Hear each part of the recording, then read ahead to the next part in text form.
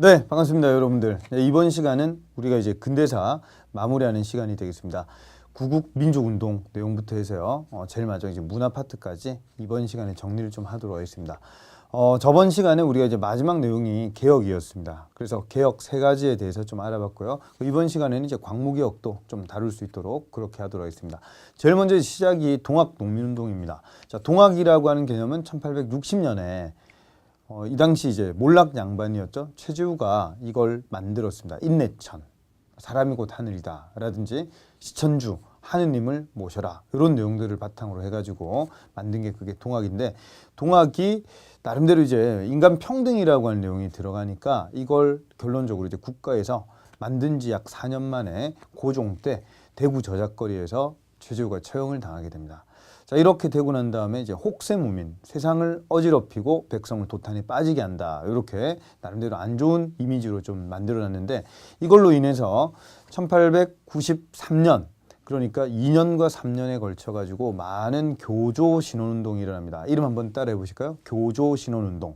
네, 그래서 억울하게 최주가 죽었는데 이거에 대해서 좀 풀어달라, 그렇게 해서 이제 공주나 삼례나 이제 금구 이런 쪽에서 나름대로 교조 신원운동이 일어나게 되고, 이제 그게 이제 93년도에 서울의 복합 상소운동까지, 그래서 거의 한 30명 정도가 3일 밤낮으로 아이고 억울한 누명 좀 벗겨주세요, 이런 식으로 가다가 이제 하반기에 삼례 집회 했던 그런 내용들, 그런 것들을 바탕으로 좀 해가지고 다 좀 체계화를 좀 시키면서 충청북도 이제 보은에서 나름대로 보은 집회를 하게 됩니다. 이때는 반봉건, 그러니까 잘못된 거를 좀 바로 잡자라고 하는 반봉건과 함께 그 다음에 외세, 반외세적인 색깔도 등장하게 되는 그 내용이 바로 동학농민운동의 이제 시작을 알리는 그런 보은 집회인데, 자, 그러다가 1893년 12월 달에 고부 군수였던 조병갑이 있는데요. 조병갑이 학정을 해요. 그러니까 나름대로 만석보라고 해서 저수지 축조해가지고 물세를 걷는다든지, 아버지 위령탑을 만든다고 해가지고 돈을 모금을 막 한다든지, 이런 것들은 좀 잘못됐지 않았는가 해가지고 주동자들이 좀 찾아가가지고 이건 좀 잘못된 것 같습니다 했는데, 곤장을 엄청나게 맞고 동원 밖으로 쫓김을 당했는데, 그래서 2명이 얼어 죽게 됩니다. 그 중에 1명이 이제 전봉준 아버지도 그 안에 포함이 좀 되어 있는 거고, 그렇게 해서 사람들이 사발통문, 그러니까 사발을 엎어놓은 것처럼 오른쪽 보면 거기에 그림이 나와 있죠. 거기에 보면은 이름 자체가 이런 식으로 좀 적혀 있습니다. 주동자가 누군지 모르게 하기 위해서 사발통문을 만들고, 그렇게 해서 고부 농민봉기가 일어나게 됩니다. 자, 이때 조병갑은 도망가고 이웃 마을에서 와서 그래, 너희들 죄 없는 거 알겠다, 돌아가라, 그렇게 해서 좀 해산을 하게 됩니다. 그리고 그걸 이제 지나바로 왔던 안핵사 사건 처리단이었던 이용태라고 하는 사람이 결론적으로 농민 너희가 잘못됐다 해서 그런 주동자들을 처벌을 하게 되는 거죠. 이건 잘못되었다라고 해서 이제 등장하게 되는 게 그게 바로 1차 동학농민운동이라고 보시면 되겠습니다. 자, 그럼 왼쪽에 정리를 좀 한번 해볼게요. 동학농민운동은 순서를 골라라, 이런 문제라든지 이 사이에 뭐가 사건이 있었는가, 이런 것들이 잘 물어보니까 정리를 한번 좀 해보겠습니다. 자, 먼저 첫 번째로 1894년 이제 1월 달에 요때 나름대로 이제 고부 농민봉기가 있었습니다. 자, 그리고 난 다음에 이제 3월 달 되어서 요때 1차 동학 농민운동이라요. 1차 동학 농민운동이라는 게 되는데, 이때는 이제 백산이라고 하는 지역에서 하얀색 옷을 입은 사람들이 막 50m 정도의 야산에 모이니까 산 자체가 하얀색으로 보이겠죠. 그래서 요걸 이제 백산봉기라고 얘기를 좀 하게 되고, 자, 요걸 통해서 이제 황토현 전투와 그다음 우금치 황토현 전투와 이제 황룡천 전투에서 관군과 싸워가지고 승리를 거두게 됩니다. 황자 들어가면 이기는구나 생각하시고, 요게 이제 최초로 승리를 거두는 그런 이름이라 좀 보시면 되겠습니다. 자, 그리고 난 다음에 이제 전주성을 점령하죠. 자, 이렇게 되니까 조선 정부에서는 정부에서 앞에 우리 텐진 조약을 배웠습니다. 그죠? 텐진 조약에 의거해서 청나라를 호출하니까 이때 이제 일본까지 같이 들어오게 된다라고 하는 거죠. 아, 얘들 들어오면 안 되겠구나 생각해서 농민군들이 패정개혁안 12개조라고 해서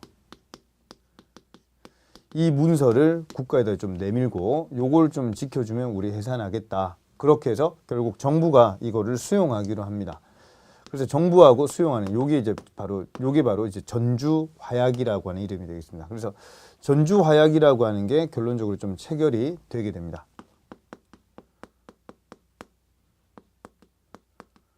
자, 그러면 패전개혁안 12개조 핵심 내용을 한번 좀 뽑아보면 크게 두 가지로 볼 때 반봉건, 탄간오리의 그런 착취 좀 없애주고 세금 이상한 것들 좀 빼달라, 아니면 신분제도를 좀 없애달라, 이런 내용이 반봉건적인 내용이고, 그 다음에 일본을 상당히 좀 싫어합니다. 그래서 반외세 이런 내용이 좀 들어있는 이런 패전개혁안 12개조를 바탕으로 해서 전라도 지역에 한해가지고요, 이걸 바탕으로 해서 전라도 지역에 좀 한해가지고 집강소라고 하는 기구를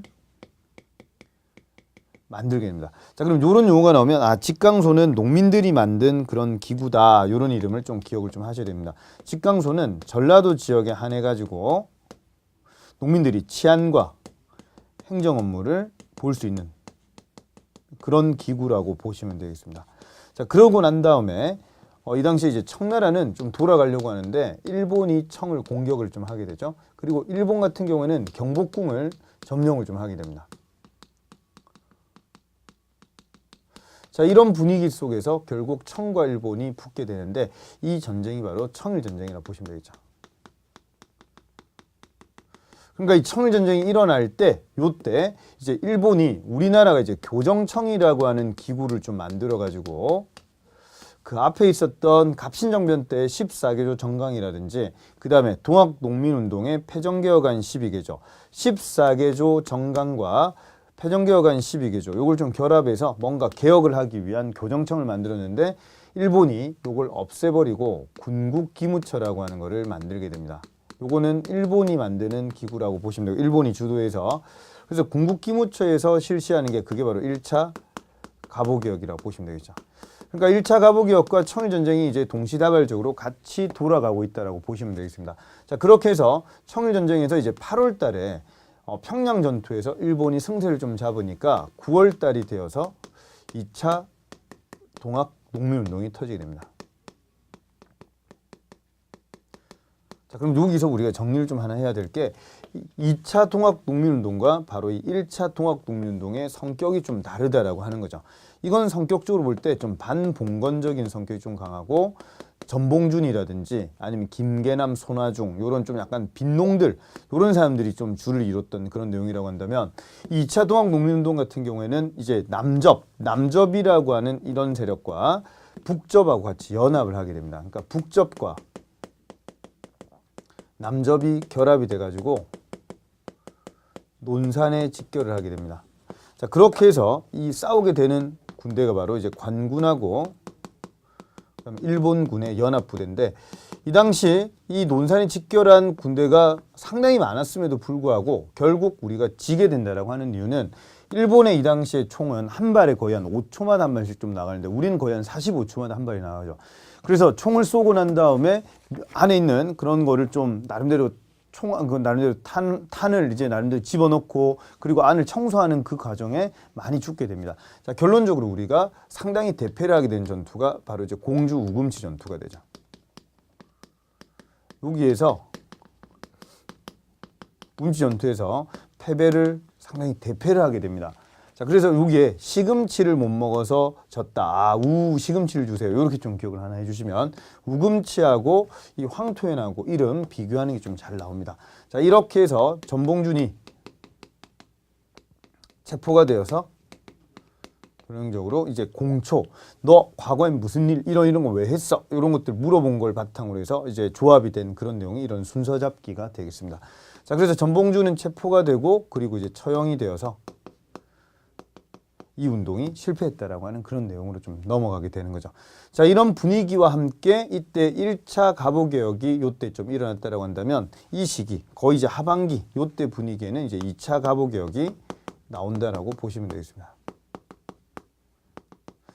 자, 요런 내용까지 이제 동학농민운동에 대해서 얘기를 좀 했는데 그럼 여기서 이제 끝난 게 아니라 동학농민군 자녀 세력은 나중에 을미의병으로 들어간다라고 하는 것도 같이 기억을 좀 하셔야 되겠죠. 자, 여기까지 내용이 바로 이제 동학농민운동과 관계된 그런 내용이 되겠습니다. 순서 잡기 물어볼 때, 이 다음에 뭐지? 요런 개념이 좀 안 잡혀 있으면 약간 좀 힘들다라고 하는 내용을 좀 말씀을 좀 드립니다. 자, 그리고 뒤쪽으로 좀 넘어가시면은, 거기 이제 특징 중, 요런 것도 한번 생각해봅시다. 동학농민군을 그러면 도시 사람들은 좀 어떻게 생각했을까? 그렇죠. 안 좋게 생각했겠죠. 양반들은 어떻게 생각했을까요? 그렇죠. 신분제를 없애달라 이런 내용이 들어가니까 안 좋아지겠죠. 실제로 양반으로 구성된 민보단 이런 사람들이 총을 구매를 해가지고 뒤에서 실제적으로 농민을 공격하는 이런 일도 있었다라고 하는 걸 같이 기억을 좀 하시면 좋겠습니다. 자, 다음 내용으로 정리를 좀 해야 될 게 이제 순서 잡기가 제일 좀 중요하다고 말씀드리는데, 자, 95년도 요때 이제 2월 달에 시모노세키 조약이 나옵니다. 그러니까 청일전쟁의 결과라고 보시면 되겠죠. 그렇게 해서 일본이 요동하고 타이완을 갖기로 하는데, 타이완은 괜찮지만 이 요동 같은 경우에는 위치상으로 볼 때 이 요동이라고 하는 이 지역은 상당히 전략적 요충지다 이거죠. 그렇게 해서 새 나라가 이걸 돌려주라고 얘기를 하게 됩니다. 그래서 안 돌려주면 너희 집 우물에 독을 풀어버릴 거야. 그래서 삼국 간섭 이렇게 기억을 좀 해줍니다. 삼국이 간섭을 좀 하게 됩니다. 독, 풀어. 자, 그러니까 명성황후 같은 경우에는 이 당시 청나라가 이길 거라 생각했는데 일본이 이기게 되죠. 그러니까 일본이 많이 밉잖아요. 그죠? 그래서 대세를 좀 찾다 보니까 러시아가 더 대세구나 이런 생각을 좀 가지게 되고, 실제로 요동을 일본이 반환을 하게 됩니다. 우리호프는 이제 러시아야 이렇게 되겠죠. 자, 그러니까 이 당시 일본 미우라 공사가, 이름도 좀 밉죠. 미우라가 을미사변을 일으키게 된다라고 하는 거죠. 건청궁, 경복궁 안에 있는 건청궁의 오코루에서 결국 명성황후를 시해를 해버립니다. 자, 그리고 난 다음에 을미개혁이 나오게 되고, 우리 아까 이름 외운 것 중에서 단건우, 소종량, 친위대, 진위대 이런 걸 좀 배웠죠. 그죠? 이런 것들이 이제 을미개혁에 나온다라고 보시면 되겠습니다. 자, 그리고 난 다음에 이 을미사변, 이 내용하고 그 다음에 을미개혁 중에서 이 단발령, 이 두 가지에 불만이 상당히 많았던 그런 사람들이 들고 일어나는 사건, 이게 바로 을미의병이 되겠습니다. 자, 을미의병이 상당히 좀 거센 이런 분위기 속에서 96년도 2월 달에 아관파천이 일어나게 되죠. 그러니까 고종이 러시아 공사관으로 들어가게 된다. 이 당시 아라사라고 하는 이름이 러시아였습니다. 러시아 공사관으로 들어가게 되면서 이때 이제 이 개혁들을 이끌어 나갔던 김홍집을 죽여라 이러니까 김홍집이 퇴근하던 길에 백성들에게 돌 맞아서 좀 죽기도 하고, 그게 바로 이제 아간파천. 그런데 이 아간파천과 관계되는 내용에서 한 가지 기억을 좀 해드릴 게, 이건 러시아 공사관이죠. 근데 옛날에 미국 공사관에 한번 들어갈 뻔했다가 실패한 사건이 있는데, 이게 이제 춘생문 사건이라고 하는 거. 요게 그 이전에 하나 있었다라고. 요건 실패했던 그런 내용이라고 보시면 됩니다. 미국 공사관으로 들어가려고 했는데 실패한 사건. 요게 춘생문 사건이다. 요거 하나 기억하시고. 자, 그러면 아간파천이라고 하는 용어에서 러시아 공사관이 그럼 과연 어디 있었느냐 이 말이에요. 이 러시아 공사관은 바로 지금으로 치면은 경운궁, 그러니까 덕수궁 바로 뒤에 있는 그 건물이 실제 이 당시 러시아 공사관입니다. 그러니까 나름대로 궁녀의 가마 요거에 좀 타가지고 비밀리에 좀 갔던 거죠. 그러니까 거리로 치면 경복궁에서 그까지 한 2km 정도도 안 됩니다. 그래서 그 거리를 이제 이동해서 여기에서 1년 동안 있었다라고 하는 거죠. 그러니까 상당히 이건 부끄러운 우리의 과거인 거예요. 그러니까 다른 나라에 어디 도망간 것도 아니고 우리나라의 러시아 공사관에 2년 동안 들어가 있다라고 하는 거죠. 자, 이렇게 되니까 많은 열강들이 고종에 대해서 상당히 좀 만만하게 생각하고 열강들의 이권 침탈이 상당히 많이 극에 달하게 됩니다. 그래서 철도라든지 철도 무설권이나 광산 채굴권이라든지 그 다음에 산림, 어업부터 해서 이런 자원들이 엄청나게 약탈이 많이 당하게 되고, 그리고 최국 대우를 많이 해줬기 때문에 나도 들고 가자, 나도 들고 이런 식으로 가게 된다고 하는 게 특징적인 내용이 되겠습니다. 자, 이렇게 되니까 이거에 반발하면서 등장하게 되는 단체가 바로 독립협회라고 하는 거죠. 자, 독립협회가 만들어지기 전에 이미 먼저 독립신문이라고 하는 거를 좀 서재필이 만들고, 서재필은 앞에 갑신정변 할 때 그때 핵심 멤버 중에 한 명이었죠.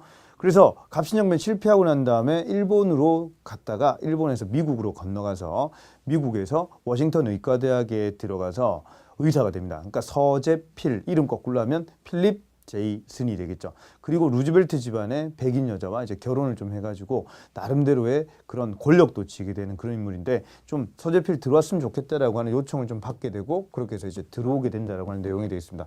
자, 독립협회는 크게 세 가지 입장의 생각을 좀 하면 됩니다. 첫 번째로 자주국권. 그러니까 이런 것들을 절대 들고 갈 수 없도록 막아야 된다. 특히 러시아에 대해 가지고 싫어하는 감정이 상당히 좀 강했다라고 하는 거죠. 러시아는 이제 전령도, 러시아가 부산 영도, 이걸 옛날에 전령도라고 했거든요. 이런 조차 요거 빌려달라는 거는 결국 안 된다라고 하든지 아니면 한러은행 이런 것들을 좀 폐쇄를 시킨다든지 이런 활동을 특히 러시아에 대해서 반감을 상당히 좀 많이 가지고 있었습니다. 이게 이제 자주국권이고요. 자, 두 번째 자유민권이라고 하는 요 용어는 이 당시에 백성이라고 하는 느낌이었었는데 요걸 이제 참정권이라든지 자유권이라든지 천부인권 이런 것들에 대해서 많이 얘기를 하면서 사람들이 좀 각성하게 되는 계몽을 많이 시키는 그런 내용이 자유민권이라고 보시면 되겠습니다. 한 가지 더는 우리가 좀 더 강해지는 자강개혁을 해야 된다 해서 고종한테 나중에 중추원이라고 하는 그런 관제를 좀 만들도록 건의를 했더니 고종이 이걸 오케이를 했어요. 그런데 나중에 98년도 되어서 서재필이 보수파에 의해 가지고 좀 모함을 당하게 됩니다. 서재필이 강조했던 거는 갑신정변 했던 사람들이 강조했던 입헌 군주제인데 자기가 원하는 거를 보수파들은 미국에서 왔으니까 공화정으로 만들지 모른다. 그래서 왕을 없앨지 모른다. 이런 모함을 좀 하게 되니까 고종이 결국 서재필을 추방 보내게 됩니다. 그래서 중추원이라고 하는 건 고종이 제가를 했지만 본격적으로 실시되지는 못한다라고 보시면 되겠습니다. 자, 그래서 이름하여 크게 세 가지 이름을 정리를 좀 여러분들 하셔야 되는데 첫 번째로 자주국권, 두 번째 자유민권, 세 번째 자강개혁 생각을 좀 하시고 그렇게 해서 이제 독립협회가 나중에 이제 98년도에 이때 이제 하게 되는 게 이제 만민공동회와 그다음에 이제 관민공동회 이런 것들을 개최를 하게 됩니다. 만민과 공동의 차이점이 뭐냐고 하면 이런 거는 누구든 가입을 좀 할 수 있는 그런 내용이라고 할 때 관민공동회는 국가 관리까지 들어와 가지고 활동을 좀 했다라고 하는 거죠.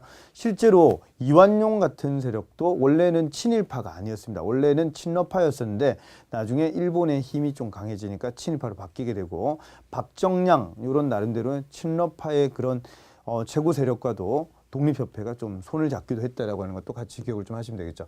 자, 그렇게 해서 종로에서 이런 집회들을 많이 열었는데 이때 이제 헌의육조라고 하는 문서가 나오면서 왕권을 좀 제한하는 입헌군주제적인 요소가 헌의육조에 나온다라고 하는 거죠. 자, 이런 거를 이제 발표했던 세력 중에서 이제 윤치호 이런 인물들이 있는데 그런 사람들이 앞에서 우리가 동문학 여기에서 외국어 공부했던 사람이니까 이 사람은 영어를 좀 했겠죠. 네, 그래서 허니 이렇게 좀 기억을 좀 해주시면 좋겠습니다. 자, 허니 6조 관민공동회. 자, 그렇게 하다가 나중에 이 독립협회는 황국협회하고 충돌이 일어나게 되면서 결론적으로 독립협회는 98년 이제 말에 99년 초 넘어갈 때 그때 해산이 되고 이 황국협회가 바로 이 보부상 단체로 구성되어 있는 단체. 고종한테 나름대로 지령을 좀 받아서 황국협회하고 이 독립협회하고 충돌이 일어나가지고 결론적으로 황국협회도 해산, 그 다음에 독립협회도 해산 이런 식으로 좀 가게 된다라고 하는 걸 기억을 좀 하시면 좋겠습니다. 자, 그러면 여기에서 우리가 기억을 좀 해야 될 게 96년도에 이런 사건들이 좀 있었고, 자, 그리고 이제 97년도가 되면은 이때 고종이 환궁을 합니다. 다시 돌아와요. 2년 만에, 1년 만에. 그렇게 해서 고종이 환궁을 하고 난 다음에 환궁했던 곳이 바로 경운궁이에요. 덕수궁. 경복궁에 있다가 덕수궁으로 들어가야 된다라고 하는 거죠. 경운궁으로. 그렇게 해서 황제 즉위식도 하고. 황제 즉위식을 했던 곳이 바로 이제 원구단이 되어 원구단. 원구단은 나중에 일본이 헐어버렸어요. 여기를. 자, 그래서 황제 즉위식을 하게 되고 그리고 난 다음에 개혁을 하게 되는데 그게 바로 대한 나라 이름을 바꾸게 되죠. 대한제국이라고 하고 그리고 이제 광무개혁을 실시하게 됩니다. 자, 이 광무개혁의 핵심 내용을 한번 좀 뽑아보면은 크게 세 가지라고 볼 수가 있습니다. 첫 번째로 군제와 관계된 개혁도 하게 되고 두 번째 교육과 관계된 내용과 그다음 세 번째 산업과 관계된 이런 내용들에 대해서 신경을 좀 많이 쓰는데 요 중에서 토지에 대한 것도 나름대로 개혁을 좀 하게 됩니다. 대표적인 게 지계라고 하는 거를 발급하게 돼요. 지계. 요거는 어떤 개념이냐면 토지의 소유권을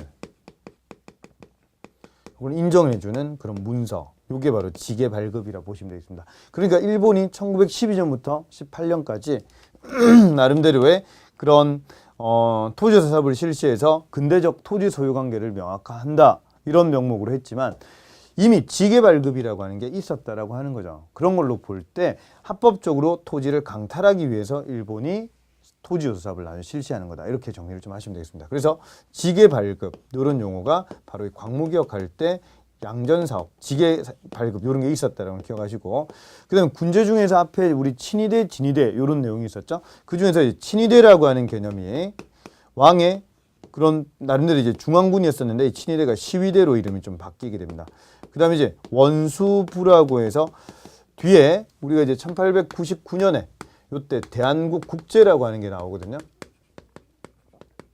자, 요게 나오면서 대한국 국제에서는 고종이 모든 권한을 다 지게 되는 그런 내용이라고, 핵심이라고 좀 보시면 되겠습니다. 자, 그래서 원수부 요런 일도 기억하시고, 그 다음에 각종 실업학교 같은 것들 많이 만들게 되고, 그 다음에 산업과 관계된 그런 나름대로 회사들, 요런 것들 식산흥업이라고 해서 요런 것들을 많이 좀 건드리게 됩니다. 그러니까 이 광무개혁을 한마디로 좀 얘기를 한다라고 한다면 요거는 좀 점진적인 개혁이에요. 점진적인 개혁. 요거 좀 기억하시고, 아주 급진적인 내용이 아니라 구본 신참, 옛날 거를 근본으로 하고 새로운 것을 참조한다 해서 구본 신참적인 그런 요소로서 광무개혁을 한다라고 보시면 되겠습니다. 자, 한 가지 좀 기억하셔야 될 게 있는데 1895년에 요때 2차 가부개혁 하고 난 다음에 교육 입국 조서라고 하는 걸 좀 발표하거든요. 그래서 우리나라를 근대적 교육하는 국가로, 근대 교육 요구하는 국가로 이제 들어간다, 이런 거를 선언한 문서인데, 이렇게 되면서 한성사범학교라든지 그 다음에 많은 그런 학교들이 만들어지게 되고 유학생도 많이 파견하게 되는 게 이 교육입국조서 관계가 있습니다. 자, 한 가지 더 기억을 좀 해야 될 게, 이 교육입국조서가 발표가 되고 난 다음에 을미개혁 요구할 때 여기 이제 소학교 이것도 같이 생각을 좀 하시면 되겠죠. 학교와 관계된 내용도 한번 좀 정리를 부탁을 좀 드리겠습니다.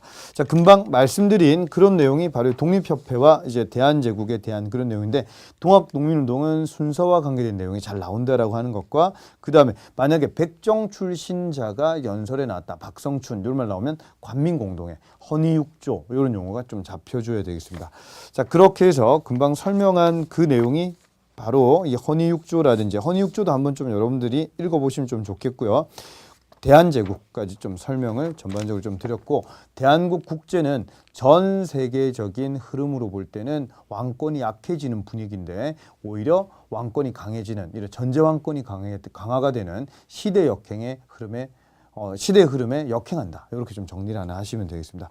자, 그다음에 이제 그 밑에 보시면 이제 간도 문제 얘기가 좀 나와 있는데요. 간도 문제하고 이제 독도 문제 얘기가 좀 나와 있는데, 이것도 한번 짧게 정리를 한번 좀 해보도록 하겠습니다. 자, 왼쪽으로 한번 좀 가서 내용 한번 좀 지우고 내용을 좀 한번 설명 좀 드리도록 하겠습니다. 자, 먼저 첫 번째로 이제 간도와 관계된 내용 중에서 우리가 이제 백두산 정계비라고 하는 거를 정근대사에서 좀 배우고 왔는데요. 이 백두산 정계비라고 하는 거는 제일 큰 문제가 무엇이었느냐고 하면 서쪽으로는 압록강이라고 하는 용어가 나와 있는데 동쪽으로는 토문강이라고 하는 말이 나온단 말이야. 그래서 숙종 때 만들어졌던 그 멘트가 이 백두산 정계비에서 토문강이라고 하는 용어가 상당히 좀 애매하다라고 하는 거죠. 그래서 그거를 가만히 좀 내버려 두고 약간 좀 정리가 안 되는 상황에서 이 토문강이라고 하는 용어를, 자, 여기 한번 볼게요.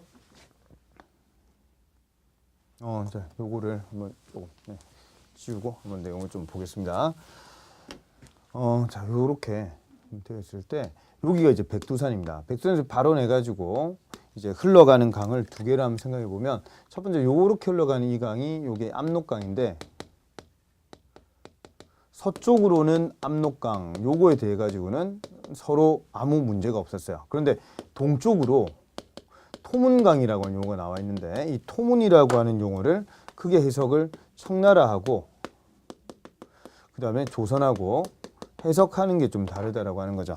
자, 우리가 생각하는 이 토문강은 이 위쪽으로 올라가서 이 송화강하고 만나는 이 송화강 지류다, 이걸 생각하는 건데, 청나라가 강조하는 거는 무슨 소리 하냐, 이 두만강이다, 이렇게 얘기를 좀 하게 되는 거죠.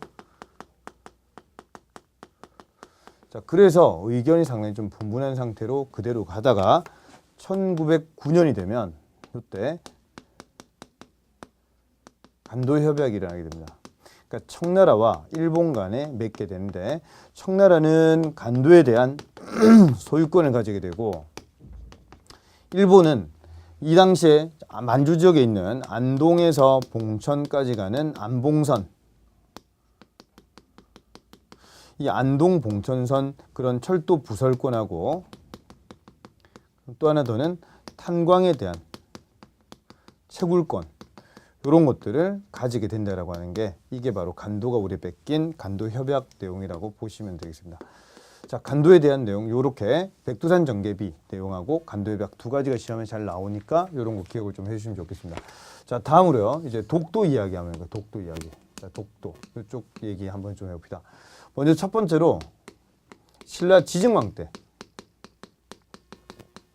이사부 장군이 울릉도 독도 지역을 우리 영토로 최초로 넣게 되죠. 자, 그런 식으로 가다가 왜구가 조선 초에 왜구가 많이 이렇게 출몰을 좀 해서 이 당시에 태종이 3대 임금 태종이 공도 정책 섬을 이제 비우는 그런 정책을 쓰게 돼요. 육지로 다 들어와라.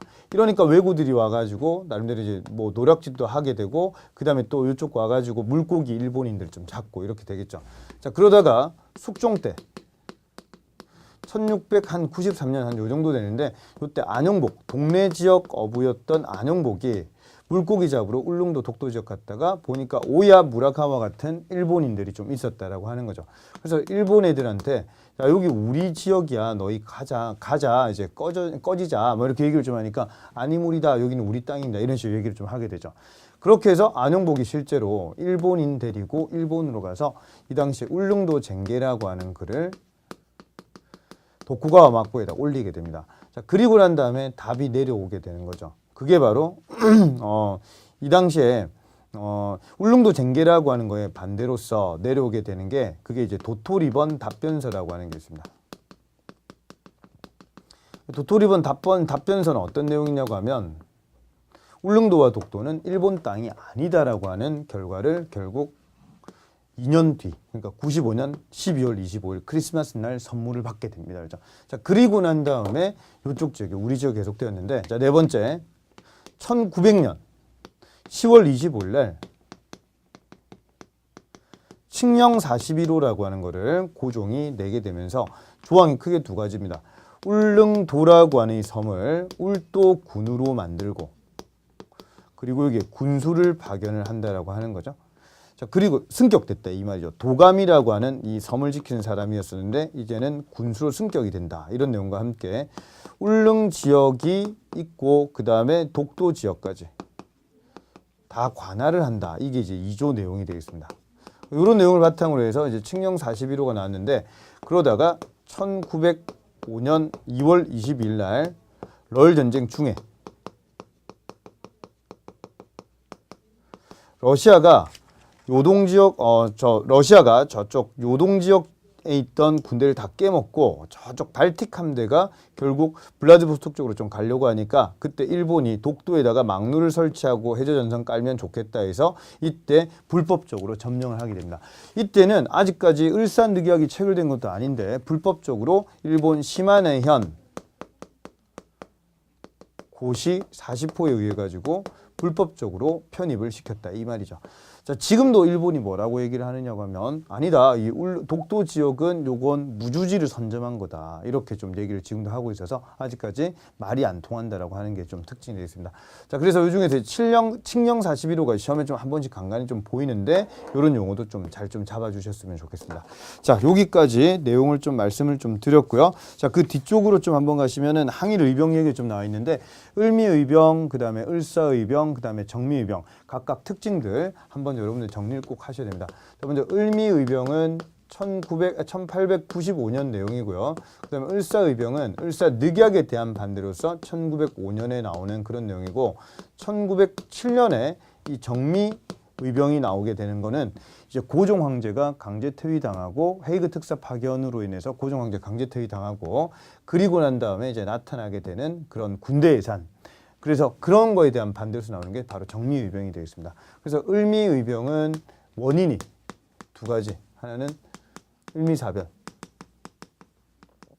또 하나는 이 당시에 을미개혁 중에서 단발령 이런 것들이 큰 영향을 주게 되는 거고, 그다음 을사의병이라고 하는 거는 을사늑약, 우리가 외교권 박탈당하고 통감을 설치되는 을사늑약이 큰 영향을 주게 되는 거고, 정미의병은 이제 정미칠조약,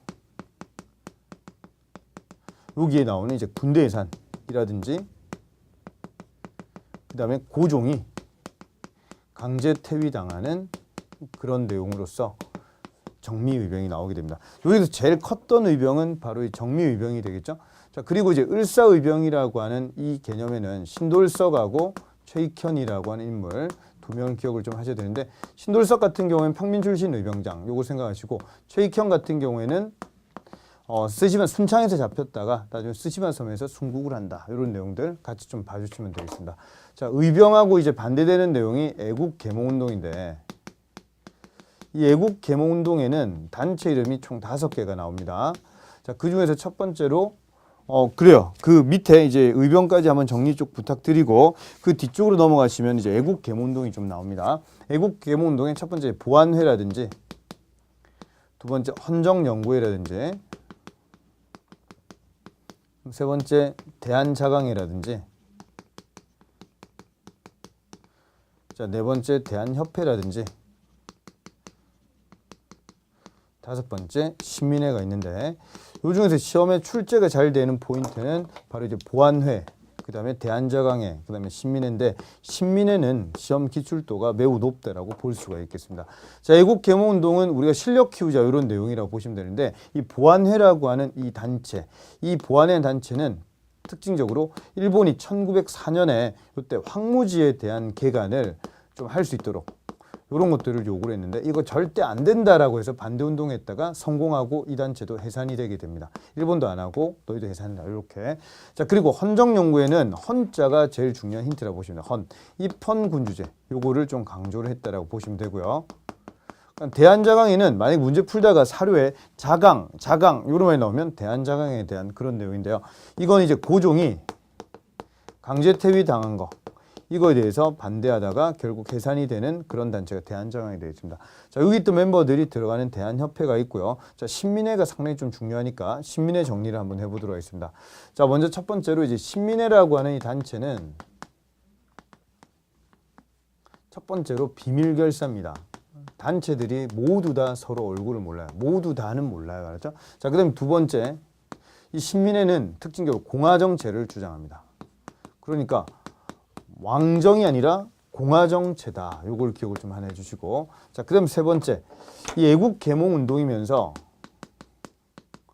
요거는 의병적인 요소가 같이 가미가 되어 있습니다. 무슨 얘기냐고 하면, 이 서간도 지역에 요게 삼원보라고 하는 도시를 만들어요.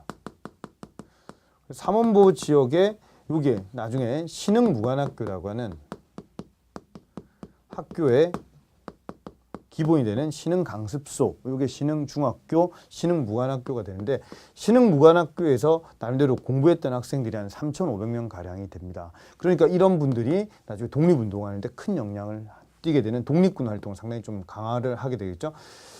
나름대로 그 부호 집안이었던 이시영, 이혜영, 육형제가 재산을 한 1조 원 정도 되는 돈을 한 그 당시에 1,000억 정도의 급하게 명동 지역 땅을 좀 급처분하면서 올라가서 여기를 만들었다라고 하는 것도 같이 기억을 좀 하시면 되겠습니다. 자, 그다음 네 번째, 이 당시에 신문과 관계된 것도 나름대로 이제 만들게 되는데, 그 중에 특히 이제 장지연, 이 사람은 신라 방송대국 황성신문에서 을사늑약에 대한 규탄했던 인물 장지연.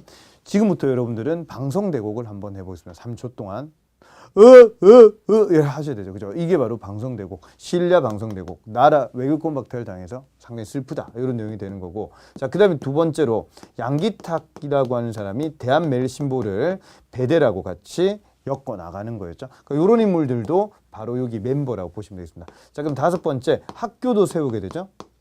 오산학교라든지 대성학교.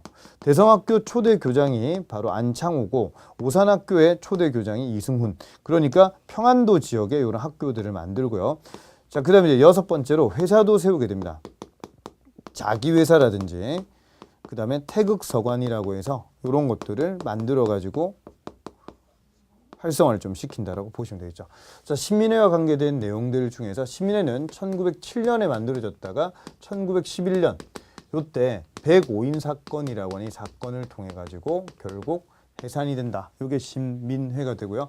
자, 그 다음에 요거 말고 이제 하나 더 기억하셔야 될 게 바로 신간회가 있는데, 신간회는 요건 1927년에 만들어진다라고 하는 거. 그래서 신간의 닭갈비 한구이칠하네. 와, 소스칠 정말 달달하네. 한구이칠하네. 신간의 닭갈비. 요렇게 좀 하나 기억을 좀 해주시면, 요 이름과 요 이름이 잘 헷갈리니까 민간 요렇게 좀 정리를 부탁드리도록 하겠습니다. 자, 요거 말고 이제 뭐 학회 이름들 서북학회라든지 서북학회라든지 그 다음에 기호흥학회라든지 그 다음에 호남학회라든지 이런 학회들이 나름대로 또 애국개몽운동과 관계 있다라고 보시면 되겠죠. 자, 애국개몽운동과 의병은 사이가 안 좋다. 지금 나라가 풍전등화에 빠져 있는데 너희들은 실력 키우자고 하냐? 나와라 하니까 야, 지금 나가서 죽으면 목숨은 개값이다. 이런 식으로 얘기하는 게 서로 나름대로 그런 트러블이 있다라고 하는 것도 같이 기억을 좀 하시면 좋겠습니다. 자, 말씀드린 내용들 잘 정리 좀 부탁을 좀 드려가지고 이번 단어는 좀 정리가 좀 된 것 같고요. 자, 그리고 이제 그 다음 4단원으로 한번 좀 가보시겠습니다. 자, 개항 이후에 거기에 경제와 이제 사회의 내용이 나오는데, 자, 여기에서 제일 큰 좀 핵심적인 내용은요, 열강의 경제 이권 침탈이라고 하는 거는 일본, 그 다음에 청나라, 그 다음에 아간 파천 이후에는 많은 열강들이 이권 침탈을 해 나간다라고 하는 거를 여러분들 한번 읽으면서 정리를 좀 하시면 될 것 같고요. 그리고 우리나라에서 이제 철도 중에서 최초의 철도는 1899년에 경인선이라고 보시면 되겠습니다. 원래 미국이 철도 부설권을 따냈었는데 그걸 나중에 일본이 완공을 좀 하게 되고요. 자, 두 번째 1905년에 1월 1일 널전쟁 중에 완공이 되는 게 바로 경부선인데, 이건 일본이 철도 부설권을 따내고 자기가 만들었다라고 하는 겁니다. 지금도 부산에서 출발해가지고 서울까지 오는, 근데 시험 문제에 한 번씩 부산 대신에 초량이라고 하는 용어를 좀 쓰거든요. 부산역 바로 앞이 초량입니다. 그렇죠? 그 초량에 화성갈비가 맛있어요. 그렇죠? 자, 그럼 다시 초량 얘기를 좀 했는데 거기 일본 공사관이 있다 이 말이에요. 그러니까 그 앞에 바로 부산역을 이렇게 좀 만들었고, 부산역은요 원래 옛날에 거기가 갯벌 지역이었었는데 일제시대 때 간척 사업을, 일본이 간척 사업을 해가지고 거기를 부산역을 만들었다 보시면 되겠습니다. 자, 그리고 또 한 가지 더 정리해야 될 게 1906년에 경의선이라고 하는 게 만들어지게 된다라고 하는 거. 이 철도 세 가지는 이제 프랑스가 경의선 같은 경우에는 부설권을 좀 가졌었는데 요거를 결국 일본이 따내면 다시 가지게 되면서 경의선을 완공을 한다. 원래 이제 경의선이 완공이 조금만 더 빨랐다라고 한다면 럴전쟁 중에도 만들어질 수 어찌 보면 있었을 건데, 경의선은 럴전쟁 끝나고 난 다음에 완공이 된다라고 하는 게 특징이 되어 있습니다. 자, 거기까지 이름 좀 기억을 해주시고요. 그 다음에 화폐 정리 사업 정리를 여러분 좀 하셔야 된다. 자, 이런 내용들 짧게 핵심적인 내용들 한번 좀 보도록 하겠습니다. 자, 먼저 첫 번째로 거기에 이제 화폐 정리 사업하고 그 다음에 국제보상운동 이런 용어들을 여러분들이 좀 정리를 하셔야 되는 게 이번 경제에서는 좀 핵심이라고 볼 수가 있겠죠. 자, 먼저 첫 번째로 이 국제보상운동하고 같이 비교를 해 나가야 되는 게 세 가지라고 보시면 됩니다. 이 국제보상운동하고 그다음 화폐정리사업, 그다음 또 한 가지 더는 1920년대에 보면은 물산장려운동이 있거든요. 물산장려운동은 시작을 하게 되는 게 평양 지역이라고 보시면 되고, 국제보상운동은 대구에서 시작을 좀 한다. 국제보상운동은 대구, 물산장려운동은 평양 이렇게 생각을 하시고, 그리고 화폐정리사업이라고 하는 거는 우리나라 그 당시에 쓰던 백동화라고 하는 이 화폐가 있었는데, 이 백동화라고 하는 이 화폐를 갑종, 을종, 병종이라고 해서 1905년 6월 달에 나름대로의 일본 제일은행권으로 교환을 좀 시키는 작업이었어요. 그래서 이 당시에 갑종이라고 해서 백동화의 제일 큰 문제는 뭐냐면 백동 만들어졌으니까 스크래치가 좀 잘 나는 거죠. 그렇게 해서 상태가 아주 좋으면 갑종, 이전 오픈이라고 하는 화폐같이 그대로 쳐서 교환을 해주는 거고, 약간 좀 훼손됐다 그럼 을종, 그래서 얘들은 한 1전 정도 주게 됩니다. 손해죠, 교환할 때. 그 다음 병종이라고 하는 거는 아예 훼손이 많이 되어서 이걸 화폐 가치로 안 써준다, 이렇게 해서 교환 안 해줍니다. 지금 여러분도 호주머니 속에 뭐 10,000원짜리 1,000원짜리 있어서 그 막 구겨가지고 그게 만약에 좀 상태가 약간 좀 이상하다 싶으면 은행 들고 가면 요거는 화폐 가치로 인정이 안 됩니다, 이런 건 없죠. 근데 그 당시에는 그런 모습이 있었다라고 하는 겁니다. 그래서 일본 은행권으로 교환하는 작업을 하면서 일본이 막대한 이득을 챙기게 되는 그런 내용이고, 우리는 일본 자본에 예속이 된다라고 하는 그런 내용이 핵심이 되겠습니다. 여기서 중요한 내용은요, 한 가지, 화폐 정리 사업은 금본위 화폐제라고 하는 용어를 좀 잡아주시면 되겠습니다. 은본위 화폐 이런 말 나오면 1차 갑오개혁이고, 금본위 화폐 이런 말 나오면 화폐 정리 사업이다. 이걸 보시면 되겠죠. 자, 그다음에요. 그 밑에 이제 차관 제공 요런, 그래서 그 당시 우리나라가 이 화폐 정리 사업을 하는데 약 300만 원 정도를 일본에 또 덤탱이를 쓰게 돼요. 그러니까 국채보상운동은 그 빚 1,300만 원을 갚자라고 하는 그런 운동이 바로 이 화폐 정리 사업 이후에 그 불어난 빚을 갚자라고 하는 그런 내용이 바로 1,300만 원. 용어가 만약에 1,300만 원이라는 용어가 나오면 그건 국채보상운동, 대구에서 시작이 되어서 전국으로 확대되었다. 일본이 양기탁이라고 하는 그 당시 대한매일신보 주보가 모금운동을 좀 했었는데 신민회에서도 핵심 멤버였습니다. 양기탁이. 이런 활동을 좀 해나가다가 양기탁이 뒷돈 챙긴다라고 하는 소문을 좀 흘리게 되는 거죠. 그렇게 해서 사람들 모금 활동도 조금 이제 더디게 되고, 그렇게 해서 결국 실패했지만 국채보상운동의 제일 큰 의의는 경제적 구국운동이었다라고 하는 내용, 최초의 경제적 구국운동이다. 이게 가장 큰 특징이 되겠습니다. 자, 그런 내용들 위주로 해서 여러분들이 좀 화폐 정리 사업하고, 그다음 또 한 가지 더는 국채보상운동 기억을 좀 해주시고, 동양척식 주식회사가 1908년 일본이 좀 만들게 되고, 나중에 토지조사 사업할 때 그때 우리나라의 땅을 약 국토의 40%를 좀 빼뜨리게 되면서 그거를 일본인에게 싼값에 불화를 하게 되는 거죠. 동양척식 주식회사가 화폐 정리 사업 이전에 먼저 있었다라고 하는 것도 좀 알아두시면 좋겠습니다.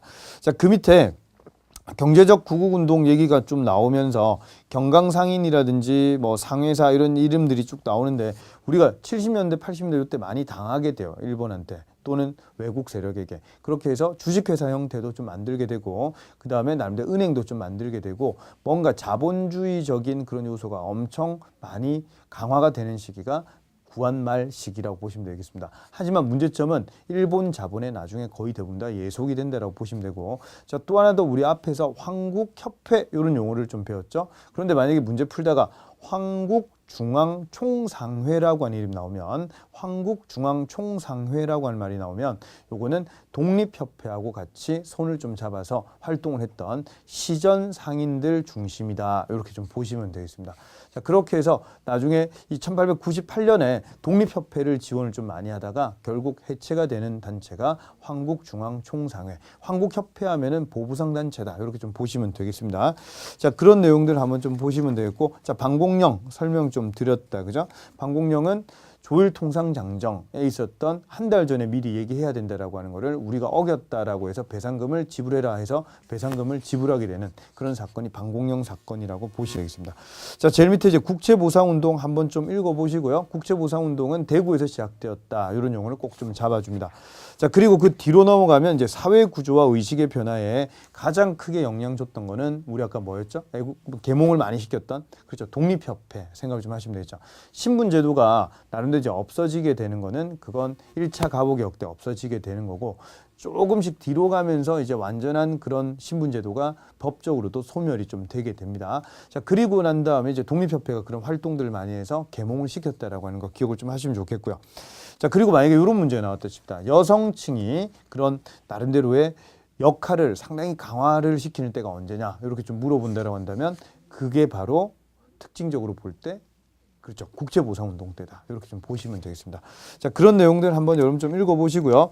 그리고 그 뒷페이지 넘기시면 여성들의 사회 진출과 관계된 그런 내용이 좀 나와 있습니다. 그중에서 찬양회, 그 다음에 순성회, 이런 단체가 1898년에 만들어졌는데, 여기에서 만들게 되는 그런 학교가 그게 바로 특징적으로 딱 볼 때 1800, 자, 요거는 한번 잠시만 볼까요?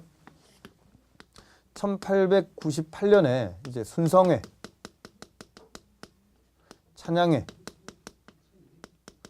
이런 단체가 이제 먼저 만들어지게 됩니다. 그러니까 여자 북촌, 경복궁 뒤쪽에 보면 북촌 있죠. 북촌에 있는 그런 여성들이 좀 중심이 돼가지고 북촌에서 이런 것들, 이 순성회, 그 다음에 찬양회 이런 것들을 만들었는데, 여기에서 1899년이 되면은 이 순성여학교라고 하는 그런 여학교가 만들어지게 됩니다. 자, 요렇게 만들어지게 되는데 요때 이 학교에 대한 홍보 이런 걸 또 강화를 좀 했던 신문이 제국신문 이런 신문도 같이 했다라고 생각하시고 이걸 관립으로 좀 만들려고 국가에서 그 정도 이런 것들을 해주겠다라고 했지만 관립은 되지 못하는 사립학교라고 보시면 되겠습니다. 자, 이런 단체 이름, 이게 이제 여자와 관계된 그런 단체 이름이라 좀 보시면 되겠고요. 자, 그다음 그 밑에 생활 모습의 변화는 한번 여러분들 좀 읽어보시면 괜찮을 내용일 것 같습니다. 자, 그다음 그 마지막 내용이 5번에 근대 문물의 그런 수용과 근대 문화의 형성 내용인데요.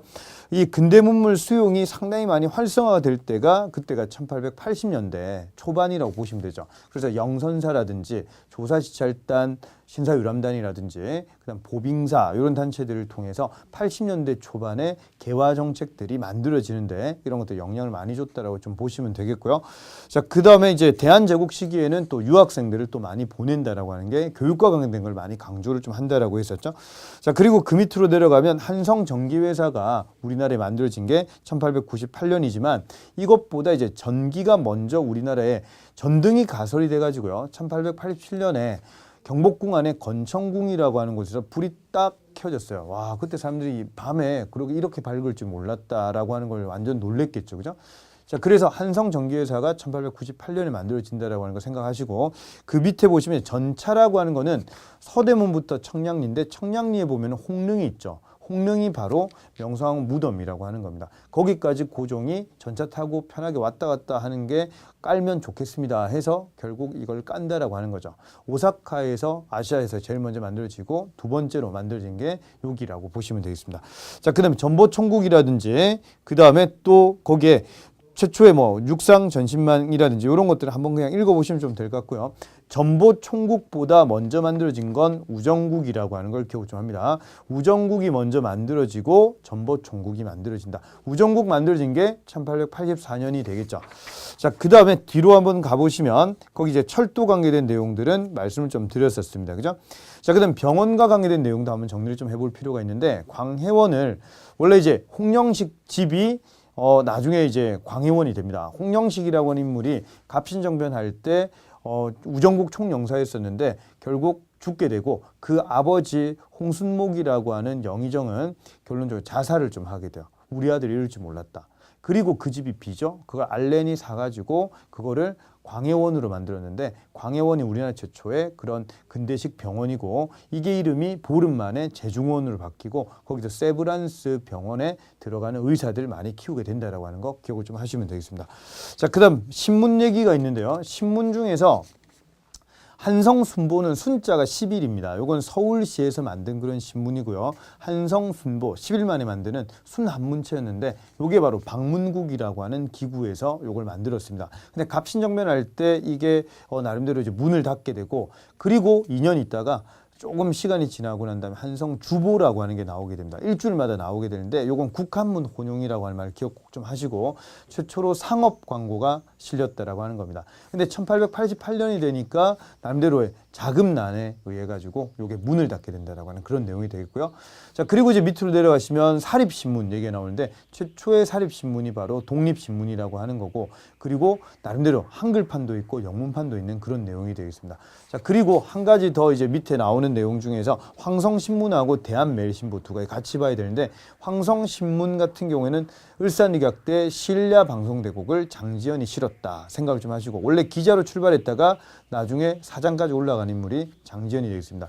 대한매일신보는 베델이라고 하는 영국인이 이걸 좀 만들어서 1902년에 1차 영일동맹 1905년 8월 달에 2차 영일동맹이 있어서 영국인이 만들었던 신문이기 때문에 일본이 함부로 건드릴 수 좀 없기 때문에 의병과 국채보상운동 이런 것들을 상당히 연재를 하고 그다음에 안중근 의사의 그런 의거 이런 것들도 대한매일신보에서 다뤘었습니다. 그렇죠?